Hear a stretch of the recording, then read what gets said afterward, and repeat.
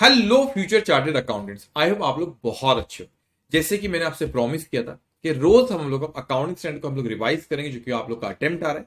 और जिस तरीके से हम लोगों ने प्लान बना रहा है कि उसी फ्लो में, उसी सीक्वेंस में मैं अकाउंटिंग स्टैंडर्ड के रिवीजन लेक्चर्स अपलोड करूंगा विदाउट वेस्टिंग एनी टाइम। हम लोग बहुत जल्दी इसको रिवाइज करेंगे और एट द सेम टाइम हम लोग को किस चीज का ध्यान रखना है, कोई भी कंसेप्ट हमारा मिस होना नहीं चाहिए। तो हम लोग शुरू करते एस वन और एस टू आज हम लोग रिवाइज करेंगे। So we will start with accounting standard 1, that is disclosure of accounting policy। ये क्या कहता है? जैसे कि आपको इसके नाम से ही पता चल गया कि ये डिस्क्लोज करने के लिए कहता है। हमें क्या चीज डिस्क्लोज करने के लिए कहता है? अकाउंटिंग पॉलिसी को। और हमें कहां डिस्क्लोज करना है? नोट्स टू अकाउंट में हमको अकाउंटिंग पॉलिसी जो भी हमने फॉलो करे उससे हमें डिस्क्लोज करना रहेगा। नोट्स टू अकाउंट में हम इसको क्या करेंगे? डिस्क्लोज करेंगे। अभी क्यों जरूरी होता है? अंडरस्टैंडेबिलिटी बढ़ती है भाई, कि हमें ये पता है कि हमने जब फाइनेंशियल स्टेटमेंट बनाया गया तो यूजर्स ऑफ फाइनेंशियल स्टेटमेंट को ये पता है कि कौन सी अकाउंटिंग पॉलिसी फॉलो करेगी। सेकंड चीज हम लोग को यहाँ पे ये पता रहता है कि कंपैरिजन करना हमारे लिए आसान होता है विद इन द एंटिटी। हमने पिछले साल क्या परफॉर्मेंस था, इस साल क्या परफॉर्मेंस है, हम लोग कंपेयर कर पाते हैं क्योंकि अकाउंटिंग पॉलिसी सेम हमने फॉलो करे। और हम अपने कॉम्पिटिटर है जो सेम इंडस्ट्री, फॉर एग्जाम्पल जियो कर रहा है अपने फाइनेंशियल स्टेटमेंट को compare with Airtel, you can say that. तो अब अकाउंटिंग पॉलिसी दोनों ने कौन सी फॉलो करे, इफ दे डिस्क्लोज इट तो यूजर्स ऑफ फाइनेंशियल स्टेटमेंट एक इन्फॉर्म डिसीजन ले सकते हैं। देन थर्ड, कई बार रिक्वायर्ड बाय लॉ, लॉ हमसे कहता है कि आपको डिस्क्लोज करना है। फॉर एग्जांपल कंपनीज एक्ट कहता है कि अकाउंटिंग पॉलिसी को हमको डिस्क्लोज करना है, कौन सी हम फॉलो कर रहे हैं। ये सारी की सारी अकाउंटिंग पॉलिसी हमें कहां डिस्क्लोज करें? नोट्स टू अकाउंट में करना होता है। और नोट्स टू अकाउंट में फाइनेंशियल स्टेटमेंट का हिस्सा होता है। नाउ आफ्टर दिस ये क्वेश्चन अराइज होता है, what do mean by accounting policy? दो चीज का हमको यहां पे ख्याल रखना है। अकाउंटिंग पॉलिसी की स्पेसिफिक अकाउंटिंग प्रिंसिपल है and at the same time methods of applying those principle. तो एक एग्जांपल मैं आपको देता हूं। फॉर एग्जांपल हम लोग क्लोजिंग स्टॉक का वैल्यूएशन करते हैं। Closing stock should be valued at cost और एनआरवी व्हिचएवर इज लोअर। ये स्पेसिफिक अकाउंटिंग प्रिंसिपल हुआ। अब इसे अप्लाई कैसे करना है? So how we are going to calculate the cost, that is FIFO और वेटेड एवरेज मेथड। तो ये हो गया methods of applying those principle. तो हमारे लिए accounting policy specific accounting principle तो होता ही होता है, but at the same time method of applying those principle ये बताता है। जब ये दोनों चीजें प्रेजेंट होती है उससे हम अकाउंटिंग पॉलिसी कहते हैं। इट मीन्स दैट जब हम अकाउंटिंग पॉलिसी को डिस्क्लोज करेंगे, it means that we can not say that we have done the valuation of closing stock at cost और NRV whichever is lower। हम सिर्फ इतना नहीं कह सकते, हमको एट द सेम टाइम ये भी बताना पड़ेगा methods of applying those principle, कि हमने फीफो मेथड से करे कि वेटेड एवरेज मेथड से करे। सारी चीजें हमको स्पेसिफिक अकाउंटिंग प्रिंसिपल भी करना है और method of applying those principle, वो प्रिंसिपल को अप्लाई करने के लिए कौन सी मेथड आपने यूज करे, FIFO method, weighted average method, वो भी हमें डिस्क्लोज करना होता है। ओके, नाउ हियर आफ्टर ये जरूरी क्यों होता है मैंने आपको बता दिया, अंडरस्टैंडिंग के लिए, कंपैरिजन के लिए, और लॉ कहता है। अब तीन चीजों का हमको ख्याल रखना, दैट इज जीसीए से फंडामेंटल अकाउंटिंग असम्पशन कहते हैं। GCA is going concern, consistency, accrual. हम हमेशा तीनों केस में ये मानते हैं कि प्रेजेंट है, ये इंप्लाइड होता है। तो हमें सेपरेटली डिस्क्लोज करने की जरूरत नहीं है कि जीसीए प्रेजेंट है। GCA means going concern, consistency, accrual. हमें स्पेसिफिकली बताने की जरूरत नहीं है कि वो प्रेजेंट है। हमको अगर वो फॉलो नहीं करा गया, इट इज इंप्लाइड कि हमेशा फॉलो होता है। अगर वो फॉलो नहीं करा गया तो हमको डिस्क्लोज करना होता है। Usually not specifically stated, generally हम उसको बताते नहीं है। Disclosure is necessary if they are not follow, अगर उसको हमने फॉलो नहीं करे तो हमको डिस्क्लोज करना जरूरी होता है। अभी गोइंग कंसर्न, कंसिस्टेंसी, अप्रूवल क्या चीज होती है?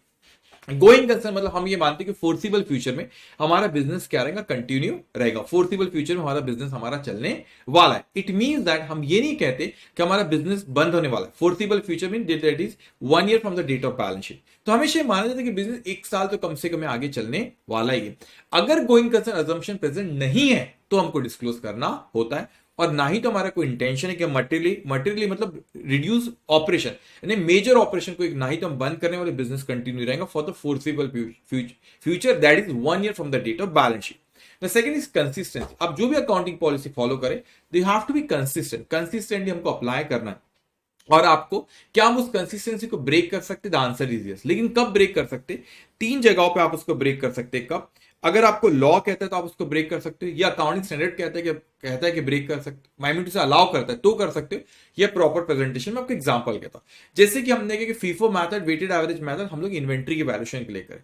कल तो फाइनेंस एक्ट, फाइनेंस मिनिस्टर ने कहा कि नहीं नहीं नहीं, आप लोगों को फीफो मेथड अलाउ नहीं है। तो हमारे पास कोई ऑप्शन नहीं, we have to switch from FIFO to weighted average. कल तो अकाउंटिंग स्टैंडर्ड कहता है तो हमको फॉलो करना पड़ेगा।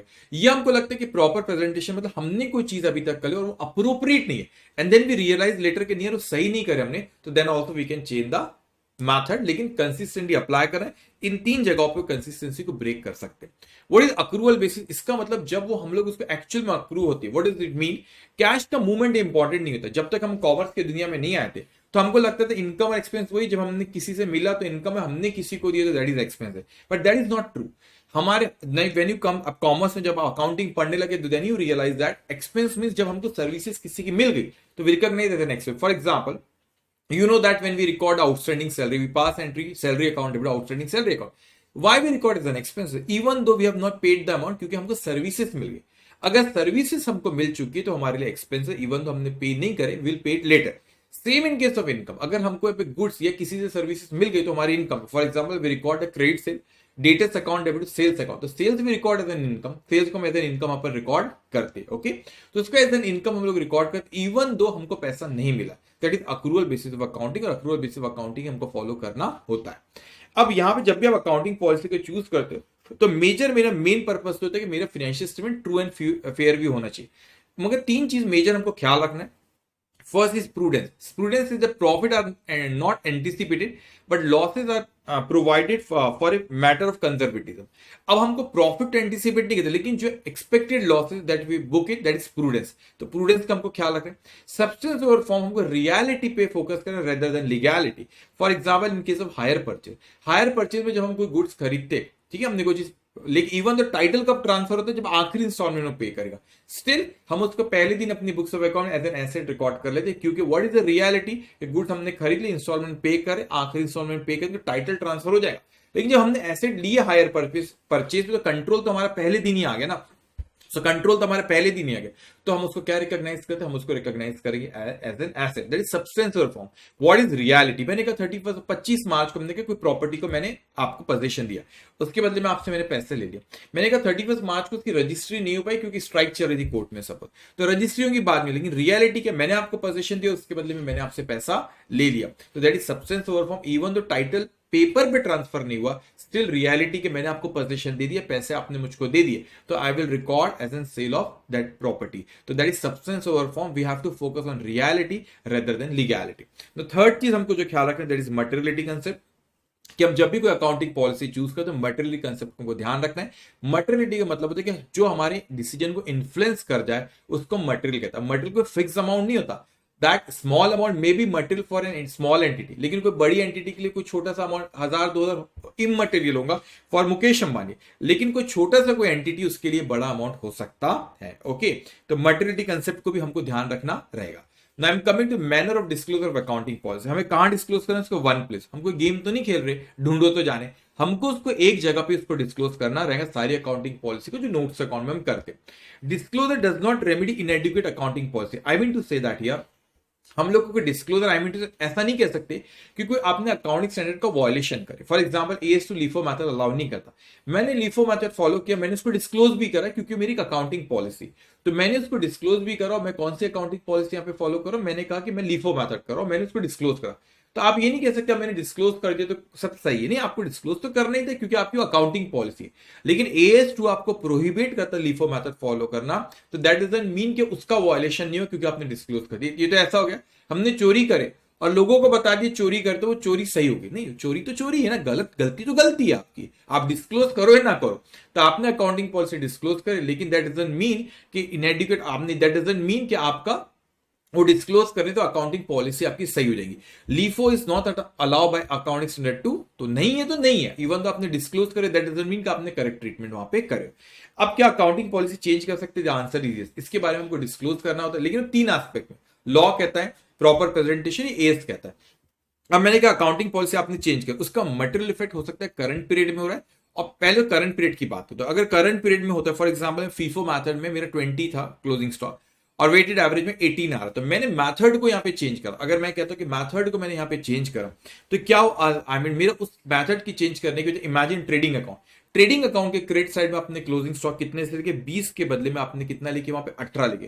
तो जब मैं आपसे कह रहा हूं कि 20 के बदले में आपने वहां पर कितने लेके 18 लेके, तो आपका क्लोजिंग स्टॉक कितने से कम हो गया? 2 से आपका क्लोजिंग स्टॉक कम हुआ, उसकी वजह से आपका प्रॉफिट भी 2 से कम हुआ। दैट इज असर्टेनेबल, पता है हमको, तो we have to disclose it कि अकाउंटिंग पॉलिसी के बदलने से हमारे प्रॉफिट पे क्या इंपैक्ट पड़ा, पहली चीज। दूसरा, अगर अनअसर्टेनेबल है, अगर असर्टेन आप नहीं कर पा रहे, तो अगर असर्टेन नहीं कर पा रहे उसको, अनअसर्टेनेबल है तो आप उसको असर्टेन नहीं कर पा रहे हो, तो I mean to what is it mean, मैंने कहा कि मेरा वेटेड एवरेज मेथड, मैंने फीफो से वेटेड एवरेज मेथड पे गया और मेरा क्लोजिंग स्टॉक आ रहा 18, लेकिन यहाँ पे फीफो से कितना होता था प्रीवियस मेथड से मैं पता नहीं लगा पा रहा हूं, तो मेरे को डिस्क्लोज करना है कि मैंने मेथड बदला, लेकिन मैं नहीं पता लगा पा रहा हूं कि मेथड बदलने से मेरे फाइनेंशियल स्टेटमेंट में क्या इंपैक्ट हो रहा है। तो फैक्ट आपको डिस्क्लोज करना, fact of such change should be disclose.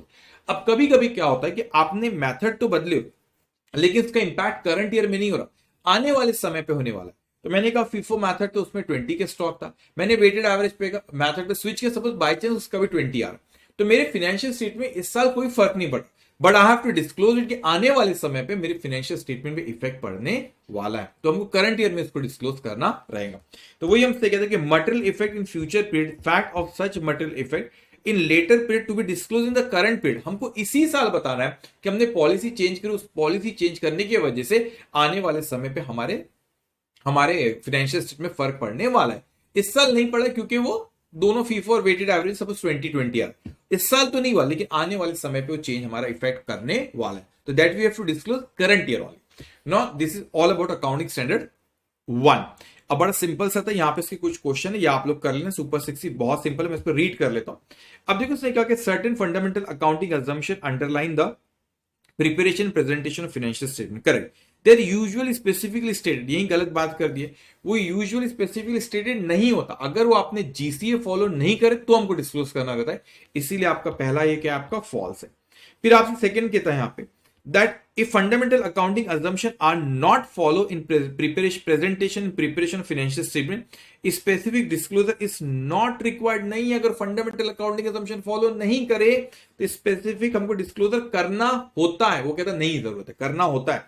Then third one it says that all significant accounting policy adopted in the preparation and presentation of financial statement should form part of the financial statement। yes, we have to disclose it, जो भी accounting policy हमको disclose करना है वो financial statement का हिस्सा होता है, notes to account भी। now you know next one is any change in an accounting policy which has a material effect should be disclosed। सही बात है, तो डिस्क्लोज करना चाहिए। where the amount by which an item in the financial statement is affected by such change is not ascertainable वोली और in part the fact need not be disclose. कैसी बात करें, यहां पे गलत कर दिया उसने। अगर आप ये आई मीन टू से कि आपने कोई अकाउंटिंग पॉलिसी चेंज करे, ठीक है, आप change in accounting policy material effect को डिस्क्लोज करना, यस, लेकिन वो कहता है कि उसका कोई मटेरियल इफेक्ट नहीं हो रहा है, वो कहता है कि where the amount by which item है financial affected by such change is not ascertain, नहीं कर पा रहे हो, तो फैक्ट शुड बी डिस्क्लोज, आपको बताना पड़ेगा, हम असर्टेन नहीं कर पा रहे हो तो नीड नॉट बी डिस्क्लोज, जो कह रहा है वो गलत है, that's why it is false. तो ये आपका कौन सा हो गया, ये आपका फॉल्स हो गया, ये मैंने आपसे थर्ड ट्रू का। Next one, there is no single list of accounting policy. सही बात है, कोई सिंगल लिस्ट अकाउंटिंग पॉलिसी नहीं होती, फीफो मेथड वेटेड एवरेज में तो बहुत सारी लिस्ट होती है, तो which are applicable to all. आप ये नहीं कह सकते टू ऑल सर्कमस्टेंसेस, मतलब ये नहीं कह सकते मेरे को फीफो अप्रोप्रिएट है, इट मींस दैट आपको भी फीफो अप्रोप्रिएट, ऐसा जरूरी नहीं है, मेरे लिए फीफो अप्रोप्रिएट हो सकती है, आपके लिए वेटेड एवरेज हो सकती है, तो we can not say that universally एक ही अकाउंटिंग पॉलिसी सबको एप्लीकेबल रहेंगी, ऐसा पॉसिबल नहीं है। Okay, now I am coming to here that accounting standard 2, that is valuation of inventory। अब ध्यान से आपने मेरी बात समझना। as you can see that कि accounting standard नाम ही हमको बता रहा है किसके बारे में बात कर रहा है, वैल्यूएशन के बारे में बात कर रहा है, इन्वेंट्री की वैल्यूएशन के बारे में हमसे कह रहा है। अब ये हमसे यहां पर कहते हैं कि क्या क्यों ये हमारे लिए इंपॉर्टेंट होता है इन्वेंट्री का वैल्यूएशन करना, हमारे लिए इंपॉर्टेंट इसलिए हो जाता है इन्वेंट्री का वैल्यूएशन यहां पे करना। Just give me a minute. Okay, inventory का वैल्यूएशन करना हमारे लिए इसीलिए इंपॉर्टेंट हो जाता है। क्यों इंपॉर्टेंट हो जाता है हमारे लिए, क्योंकि जब हम क्लोजिंग स्टॉक यहां पर लिखते हैं, जब आप क्लोजिंग स्टॉक यहां पर लिख रहे हो तो ट्रेडिंग अकाउंट के क्रेडिट साइड में या एसेट साइड में यहां पे, तो ऑब्वियसली अगर आपने इसका वैल्यूएशन सही नहीं किया तो आपका ग्रॉस यहां पे नेट प्रॉफिट भी इफेक्ट हो जाएगा और आपका करंट एसेट भी सही वैल्यू पे नहीं दिखेगा, इसलिए बहुत इंपॉर्टेंट होता है कि क्लोजिंग स्टॉक का वैल्यूएशन हमारा अप्रोप्रिएट होना चाहिए। अब यहां पे कुछ डेफिनेशन, जैसे कि इसमें 3 चीज कवर होती है, एक तो पहले वो एसेट है और वो order sale in the ordinary course, मतलब जो ऑर्डिनरी कोर्स ऑफ बिजनेस में आप बेचने वाले। फॉर एग्जांपल मैंने कहता हूं कि अगर किसी का फर्नीचर का बिजनेस है, मैंने फर्नीचर खरीदा, that is PP for me, तो वो मेरे लिए पीपी है। मैंने क्या कहा, वो मेरे लिए क्या है बच्चों, वो मेरे लिए पीपी है। लेकिन मैं आपसे कहता हूं यहां पे, अगर मैं कहता हूं कि जिसने मुझे फर्नीचर बेचा उसका तो ऑर्डिनरी कोर्स ऑफ बिजनेस में ही बेच रहा है, तो वो उसके लिए स्टॉक इन ट्रेड है। तो that may be in the form of finish good, that may be in the form of WIP, that may be in the form of raw material. तो डब्ल्यूआईपी मतलब वो कोई मैन्युफैक्चर कर रहा है, for example Tata company car manufacture करी, तो car बन चुकी है मैन्युफैक्चर होगी साल के आखिरी में, तो कार अगर आपकी बन चुकी है तो you can call it what, closing finish good. लेकिन अगर वर्क इन प्रोग्रेस पूरी बनी नहीं है तो दैट इज डब्ल्यूआईपी। और आखिरी रॉ मटेरियल जो रखा है, जो वो प्रोडक्शन के लिए उसके यूज होने वाला, उसको हम कहते हैं दैट इज रॉ मटेरियल। तो ये तीनों चीज हमारी इन्वेंट्री का हिस्सा होता है। अब इसमें ना कुछ चीजें एक्सक्लूड करेगी, बहुत इंपॉर्टेंट नहीं, बस प्रोड्यूसर वाला पॉइंट इंपॉर्टेंट, लेकिन मैं आपको सारी चीजें फटाफट बता देता हूं।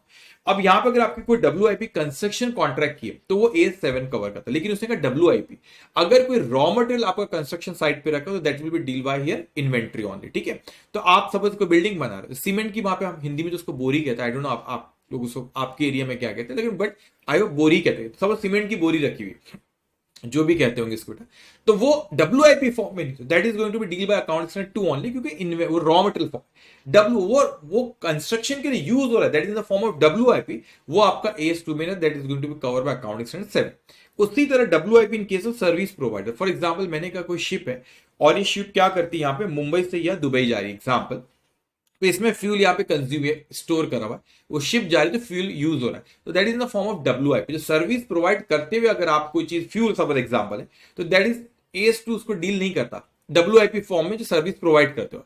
लेकिन मैंने कहा यहाँ पे हमारे मुंबई पोर्ट पे यहाँ पे हमारे पास फ्यूल रखा हुआ है यहाँ पे, ठीक है, मुंबई पोर्ट पे सपोज फ्यूल रखा हुआ है हमारे पास, तो उसको AS2 करेगा, that is in the form of raw material, WIP form में नहीं है। तो डब्ल्यूआईपी फॉर्म में कोई सर्विस प्रोवाइड सर्विस भी रही तो that is going to be deal, that is not going to be deal by sorry accounting standard 2। Raw material form में तो वो रहेगा। अब थर्ड इज द शेयर और डिबेंचर अगर रहे स्टॉक इन ट्रेड में तो उसको AS2 एप्लीकेबल नहीं होता, इनफैक्ट AS13 में उसको एप्लीकेबल नहीं होता। नॉर्मल इंडस्ट्री जो होती है उनकी, तो स्टॉक इन ट्रेड अगर है तो जो उसका बिजनेस कर रहा है तो they generally do the valuation cost of fair value, जो इंडस्ट्री में उनके फॉलो करा जाता है।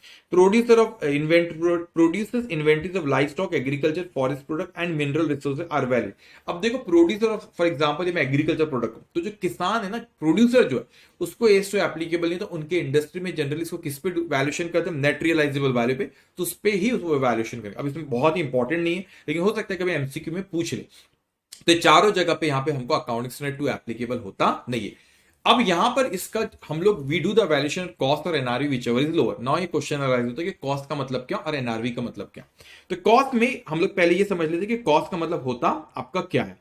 तो कॉस्ट में हमारी तीन चीज इंक्लूड होती है, that is cost of purchase. Cost of purchase का मतलब हमने परचेज करते वक्त कोई चीज पे करे, दैट में भी बेसिक परचेज प्राइस हो सकता है, हमने ड्यूटीज एंड टैक्सेस हमने उसको यहां पर कोई पे करे और वो not recoverable, I mean to say अगर आपने इनपुट GST है और आप उसका क्लेम करने वाले तो कॉस्ट ऑफ इन्वेंट्री का हिस्सा हमारा होता नहीं है।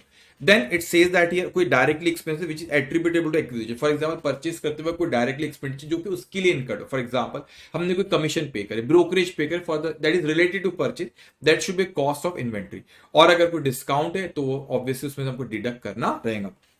कन्वर्जन कॉस्ट हमको यहाँ पे ख्याल रखना है, डायरेक्ट लेबर हो गया, डायरेक्ट मटेरियल हो गया, इनफैक्ट प्रोडक्शन ओवरहेड भी आपकी इन्वेंट्री के कॉस्ट का हिस्सा होता है। अब उसमें एक रेफर नोट 1 का तो मैं अभी रीड कर लेता हूं कि वेरिएबल ओवरहेड्स रहे आपकी तो एक्चुअल प्रोडक्शन बेसिस पे करना है, अब फिक्स ओवरहेड रहे तो नॉर्मल कैपेसिटी बेसिस पे कर रहा है। अब ख्याल रखना उसमें कुछ एक्सेप्शन है, लेकिन आपको नॉर्मल कैपेसिटी ख्याल रखना, एग्जाम के बाद उस पर ज्यादा टेंशन अभी लेना नहीं। मैंने आपको रेगुलर बैच में बताया था नॉर्मल कैपेसिटी से पे ही इंस्टीट्यूट के सारे क्वेश्चन है, तो नॉर्मल कैपेसिटी पे आपने उसको बांट देना। लेकिन वेरिएबल अगर आपकी प्रोडक्शन ओवरहेड अगर वेरिएबल नहीं चाहिए, एक्चुअल फॉर एग्जाम्पल 1 यूनिट पे 2 रुपए खर्च हो रहे तो 2 रुपए के हिसाब से आप आई मीन पर यूनिट जो भी आपका क्लोजिंग स्टॉक में उससे मल्टीप्लाई कर दो। अब मैंने कहा यहाँ पे इसमें आरटीपी पे क्वेश्चन है, मैं अभी आरटीपी इसके बाद अभी रिकॉर्ड करने वाला, then I will upload it, तो वहां पर इसके बारे में बात होगी। और यहाँ पे फिक्स ओवरहेड मतलब नॉर्मल कैपेसिटी, नॉर्मल कैपेसिटी हमारी 10,000 यूनिट मैन्युफैक्चर करते हैं, फिक्स ओवरहेड 5 लाख, तो 5 लाख डिवाइड बाय 10,000 कर दो, that is the cost per unit आप कह देंगे। जो भी क्लोजिंग स्टॉक में आपके पास रखा उससे मल्टीप्लाई करो, that will B part of the cost of your inventory. अभी कहते हैं कि थर्ड अदर कॉस्ट, कोई भी कॉस्ट आपने अगर इनकर्ट करो उसको प्रेजेंट लोकेशन पे लाने तक के लिए, प्रेजेंट कंडीशन में लाने तक, that should B part of the cost of inventory. लेकिन उसने यहाँ पे कहा कि हमारी कुछ चीजें इसमें एक्सक्लूड होती है कॉस्ट में। पहले का कोई एबनॉर्मल अगर वेस्टेज हो तो आपकी इन्वेंट्री के कॉस्ट का हिस्सा वो नहीं है। स्टोरेज कॉस्ट इन्वेंट्री के कॉस्ट का हिस्सा नहीं अनलेस रिक्वायर्ड, अगर ये रिक्वायर्ड है for that process. For example मैं कहता हूँ वुडन बैरल जो रिक्वायर्ड है जबकि वाइन का प्रोडक्शन होता है, तो वाइन जितना ज्यादा आप स्टोर करके रखते हो उसकी क्वालिटी उतनी अच्छी होती है, that is a part of that production. तो वो वुडन बैरल में रखा जाता है, तो इसीलिए वुडन बैरल में रखा, तो उसका पार्ट है वो, तो वो स्टोरेज कॉस्ट आपकी इन्वेंट्री के कॉस्ट का हिस्सा होगा, लेकिन वो रेडी टू यूज हो गया और रेडी टू सेल हो गया तो उसके बाद वो इन्वेंट्री की कॉस्ट का आपका हिस्सा होता नहीं है। Storage cost that should be charge to profit and loss account. Okay, inventory का कॉस्ट का हिस्सा नहीं होता। आई मीन टू से दूसरा एक्सपेंस भी वैसे भी पीएल में चार्ज किया। आई मीन टू से कॉस्ट ऑफ इन्वेंट्री जब आप कैलकुलेट करते हो तो स्टोरेज कॉस्ट आपका होता है unless it is required. I mean to unless it is a part of that production. Administrative overhead भी आपकी इन्वेंट्री के कॉस्ट का हिस्सा नहीं, not attributable to bring the inventory to their present location and condition. लेकिन अगर उसके आपने प्रेजेंट लोकेशन पे ये कंडीशन में लाने तक वो एडमिनिस्ट्रेट, फॉर एग्जांपल मैंने कहा डायरेक्टर साहब सुनो, यूएस से हमको कोई ना गुड्स खरीदना, लेकिन आप जाओ, आप ही मैनेज करना, तो वो हमने उनको भेजे वहां पे उसको लाने के लिए गुड्स को, वहां पे जाओ, देखो कैसा है, क्या क्वालिटी कैसी है, तो आपने एडमिनिस्ट्रेटिव ओवरहेड्स खर्च करे फॉर दैट पर्टिकुलर गुड्स जो आप परचेस करो इन्वेंट्री से, तो वो आपकी इन्वेंट्री के कॉस्ट का हिस्सा। अदरवाइज नॉर्मल एडमिनिस्ट्रेटिव ओवरहेड आपकी इन्वेंट्री की कॉस्ट का हिस्सा होता नहीं है। और last one selling and distribution भी आपका इन्वेंट्री की कॉस्ट का हिस्सा होता नहीं है। जैसे कि मैंने आपसे कहा कि हम इन्वेंट्री का वैल्यूएशन करते हैं कॉस्ट और NRV which ever is lower, तो वी नो दैट कॉस्ट में क्या आता है, cost of purchase, conversion cost और अदर कॉस्ट। लेकिन हमारा एनआरवी का मतलब क्या होता है, बिकॉज अब तीन तरह की हमारी इन्वेंट्री है, that is finish good, raw material and WIP. तो तीनों के केस में हमारा एनआरवी का मतलब हमारा अलग होता है। What in case of finish good, तो फिनिश गुड्स के केस में एनआरवी का मतलब हमारा क्या होता है, तो हमसे कहते हैं कि एक्सपेक्टेड सेल वैल्यू, जो जिस कीमत पे मैंने कहा कि आज मैं अगर बेचता हूं तो कितने में मार्केट में बिकता है। अगर कोई चीज मैं यहां पे कहता हूं कि अगर मैं यहां पे इन्वेंट्री मेरी स्टॉक में रखा हूं तो मैं एस्टिमेट कर रहा हूं कि अगर मैं आज उसको बेचता हूं तो वो कितने में मार्केट में बिकेगा, कितने में मार्केट में बिकेगा। Okay, that is estimated cost, यहां पे एक्सपेक्टेड सेल वैल्यू। और बेचने के लिए अगर कुछ खर्चा होने वाला, ऑब्वियसली उसमें से मैं माइनस करूंगा जब इस पे नेट रियलाइजेबल वैल्यू बोलता हूं। For example expected sale value 50, market में मैं आज बेचूंगा तो I am going to recover 5, तो how much is the net realisable value, that is net realisable value is nothing but 45 year. तो 45 मेरे को वहां से मिलने वाला है, दैट इज एनआरवी। लेकिन अब क्या होता है कि रॉ मटेरियल केस में कहते हैं कि एनआरवी कैसे कैलकुलेट करते हैं, और रॉ मटेरियल को बेचने वाले नहीं, लेकिन वही रॉ मटेरियल अगर मैं मार्केट से खरीदूं तो कितने में मिलेंगे, उसको रिप्लेसमेंट कॉस्ट कहते हैं। ओके, उसे हम रिप्लेसमेंट कॉस्ट कहते हैं, plus including cost of completing the purchase. अगर खरीदने के लिए हमको कुछ और खर्च होने वाले, फॉर एग्जाम्पल फ्रेट, तो वो भी हमारा एनआरवी की कीमत होगी। अब ये बड़ा इंटरेस्टिंग है, ये रॉ मटेरियल का केस, डब्ल्यूआईपी तो सिंपल है, रॉ मटेरियल केस में रेफर नोट टू क्या है, उसको ध्यान से अपने समझने, इस स्क्रीन पे जो भी मैं आपसे समझा रहा। मैंने कहा यहां पे कि अगर मैं कहता हूं ये है मेरा रॉ मटेरियल, इसकी कॉस्ट है 5, एनआरवी है 4, तो विच एवर इज लोअर पे अपने को वैल्यूएशन करना है, तो नॉर्मली कॉस्ट और NRV which ever is lower, तो लोअर कितना है 4, तो आप बोलेंगे सर 4 पे करो, that is correct, I agree. तो आपने 4 पे तो यहां पे कर दिया, लेकिन वो मुझसे यहां पर कहता है अब, लेकिन मुझे वो यहां पे कहते हैं कि कॉस्ट और NRV which ever is lower, NRV मेरी लोअर, तो मैंने एनआरवी पे उसको यहां पे करा। लेकिन हमको एट द सेम टाइम ये भी देखना है कि जिस चीज में, जिस फिनिश गुड्स में रॉ मटेरियल यूज होने वाला है, उसकी एक्सपेक्टेड कॉस्ट और एनआरवी कितनी। तो मैं कहते हैं रॉ मटेरियल अगर मेरा ये फिनिश गुड्स में यूज होने वाला, उसकी एक्सपेक्टेड कॉस्ट है सपोज 12 और एनआरवी 9.5, ये रेड कलर को इग्नोर करो, तो 12 कॉस्ट है, एनआरवी 9.5, तो आपको नहीं लगता कि फिनिश गुड्स की भी एनआरवी रिकवर नहीं कर पा रही टोटल कॉस्ट को, टोटल कॉस्ट हमारी 12 और उसकी एनआरवी 9.5, मतलब नुकसान होने ही वाला है। तो यहां पे एनआरवी कम है तो खामोशी से एनआरवी पे लिख दो। लेकिन मैं कहता हूं सपोज फिनिश गुड्स की जिसमें रॉ मटेरियल यूज होने वाला है, उसकी एनआरवी सपोज मैं कहता हूं 9.5 नहीं है, उसकी एनआरवी 9.5 नहीं, उसकी एनआरवी कितनी पे 14 है मैंने कहा। तो आपको नहीं लगता बेटा कि 14 अगर उसकी एनआरवी है, 9.5 उसकी एनआरवी की, आंसर इज नो, उसकी एनआरवी 14, इसका मतलब अल्टीमेटली मेरा कोई लॉस होने वाला नहीं है। आज भले मेरी एनआरवी कम है 4, तो मैंने एनआरवी भी लिखना चाहिए, लेकिन ये नुकसान मेरा क्यों, हम कॉस्ट और एनआरवी विचएवर इज लोअर क्यों कहते हैं, ड्यू टू कंजर्वेटिज्म अप्रोच, लेकिन एक्चुअली कोई नुकसान है ही नहीं, क्योंकि ये जो टोटल कॉस्ट जो होने वाली ना, दैट इज 12, वो रिकवर हो जाएंगे, क्योंकि हम जो फिनिश गुड्स बेचने वाले जिसमें ये रॉ मटेरियल यूज होने वाला है, उसकी एनआरवी कितनी बेटा 14 है, तो ये रिकवर हो जाएंगी। इसीलिए यहां पे कोई जरूरत नहीं है आपको एनआरवी पे लिखने की, even though your NRV is lower than the cost, ये कॉस्ट से कम है आपके एनआरवी, तो भी हमको एनआरवी पे लिखने की जरूरत नहीं, क्योंकि कंजर्वेटिज्म अप्रोच की वजह से ये कंसेप्ट है कॉस्ट और एनआरवी विचएवर इज लोअर। लेकिन मैंने यहां पे कहा कि मेरे कॉस्ट और एनआरवी विचएवर इज लोअर मैं कह रहा हूं, लेकिन यहां पर नुकसान है मेरा अप्रोच से 4 यहां दिख रहा है, लेकिन ultimately there is no loss. क्यों? क्योंकि फिनिश गुड्स मेरी 14 में बिकने वाली, फिनिश गुड्स की टोटल कॉस्ट है 12, तो अगर मेरी फिनिश गुड्स कॉस्ट से ज्यादा कीमत पे बिकेंगी, इवन दो यहां पे एनआरवी कम है, स्टिल मैं इसको कॉस्ट पे रिकॉर्ड करूंगा, क्योंकि एट द एंड मेरा कोई नुकसान होने वाला नहीं है। इस चीज को अपने को ख्याल रखना है। ओके, अब यहां पे ये आपका था नोट। अब यहां पे कहते हैं कि अब मैं डब्ल्यूआईपी के एनआरवी जब मैं कैलकुलेट करूं, तो डब्ल्यूआईपी के एनआरवी में क्या होगा, अब वो ऐसा तो नहीं कि फिनिश गुड्स की तरह मार्केट में बेचू तो कितने, WIP फॉर्म में बेचूंगा नहीं। रॉ मटेरियल की तरह भी नहीं कि मार्केट से खरीद के लाओ तो कितने में मेरे को मिलेगा, क्योंकि वो ऐसा WIP फॉर्म में ना मार्केट से खरीद सकते ना बेच सकते। तो वो हमसे यहां पे कहते हैं कि पहले आप फिनिश गुड्स की, सिंपल पहले आप फिनिश गुड्स की एनआरवी निकालो। तो मैंने कहा फिनिश गुड्स की एनआरवी कितनी, सपोज यहां पे मैं कहता हूं आपसे फिनिश गुड्स की एक्सपेक्टेड सेल वैल्यू लिया, उसकी cost to make the sale, ये आपके उसके एनआरवी होगी। और जो भी आपका एडिशनल खर्चा होने वाला WIP फॉर्म में आप पे है, WIP स्टेज में, तो WIP से फिनिश गुड्स बनाने के लिए स्टेज में जो भी एडिशनल एक्सपेंस होगा, ये मेरी एनआरवी किसकी, मेरी फिनिश गुड्स की NRV.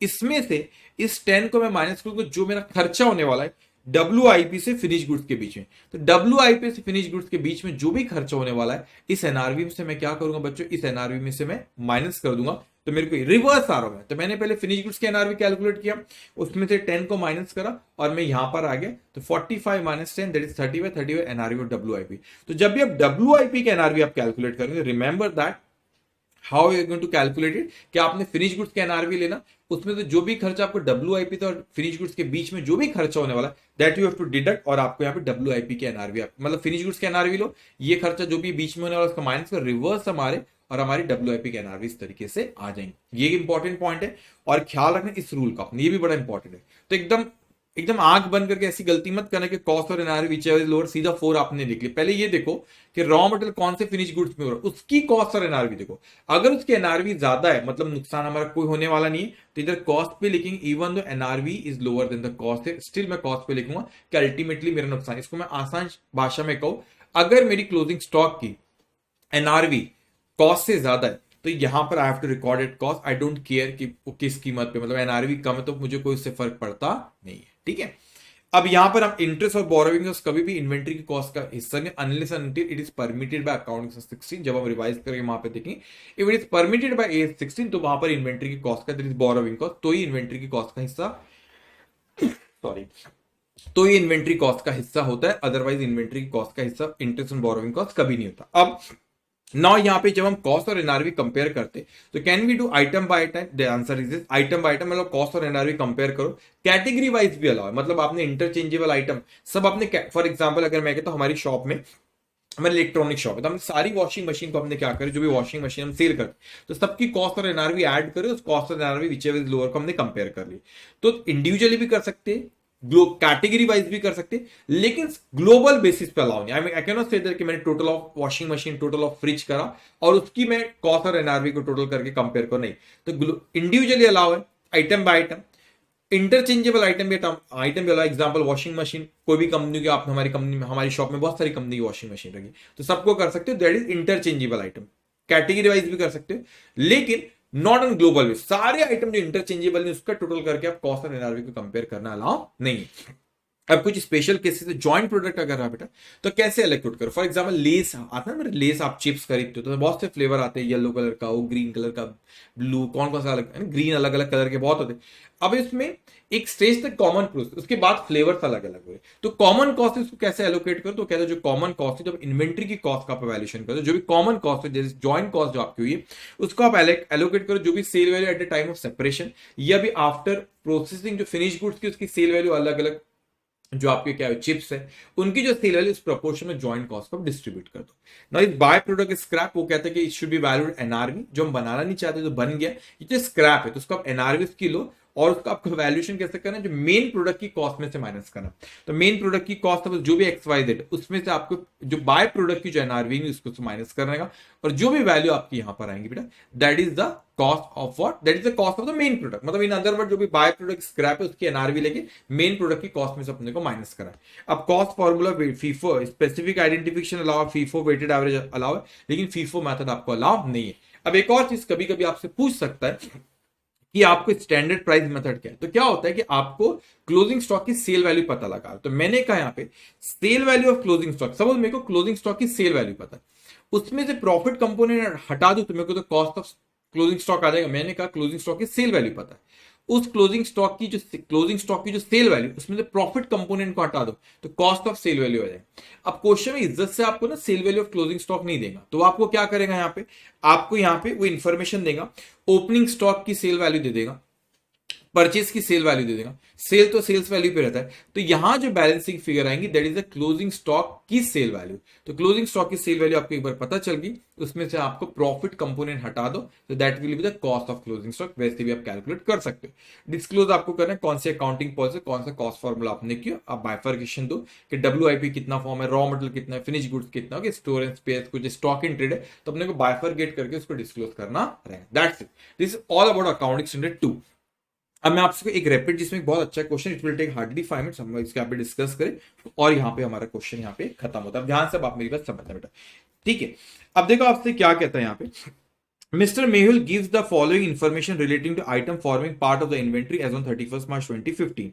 His factory produces product X using the raw material A. अब मैंने कहा फैक्ट्री कौन सा प्रोडक्ट बनाती X, लेकिन यहाँ पे प्रोडक्ट X और रॉ मटेरियल मतलब दो है, तो product is the finish good, X is the finish good, raw material A, तो वो उसका रॉ मटेरियल है।